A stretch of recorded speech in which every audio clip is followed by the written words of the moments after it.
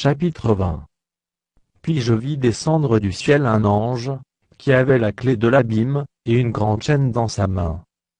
Il saisit le dragon, le serpent ancien, qui est le diable et Satan, et il le lia pour 1000 ans. Il le jeta dans l'abîme, ferma et scella l'entrée au-dessus de lui, afin qu'il ne séduisît plus les nations, jusqu'à ce que les 1000 ans fussent accomplis. Après cela, il faut qu'il soit délié pour un peu de temps. Et je vis des trônes, et à ceux qui s'y assirent fut donné le pouvoir de juger. Et je vis les âmes de ceux qui avaient été décapités à cause du témoignage de Jésus, et à cause de la parole de Dieu, et de ceux qui n'avaient pas adoré la bête ni son image, et qui n'avaient pas reçu la marque sur leur front et sur leurs mains. Ils revinrent à la vie, et ils régnèrent avec Christ pendant 1000 ans.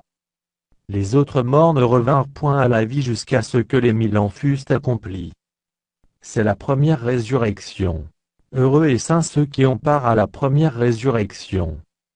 La seconde mort n'a point de pouvoir sur eux, mais ils seront sacrificateurs de Dieu et de Christ, et ils régneront avec lui pendant 1000 ans.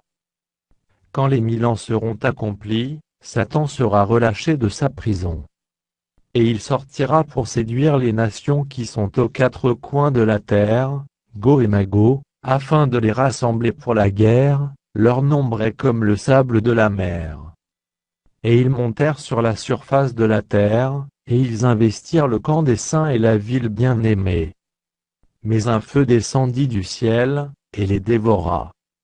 Et le diable, qui les séduisait, fut jeté dans les temps de feu et de soufre, où sont la bête et le faux prophète. Et ils seront tourmentés jour et nuit, au siècle des siècles. Puis je vis un grand trône blanc, et celui qui était assis dessus. La terre et le ciel s'enfuirent devant sa face, et il ne fut plus trouvé de place pour eux. Et je vis les morts, les grands et les petits, qui se tenaient devant le trône. Des livres furent ouverts. Et un autre livre fut ouvert, celui qui est le livre de vie. Et les morts furent jugés selon leurs œuvres, d'après ce qui était écrit dans ces livres.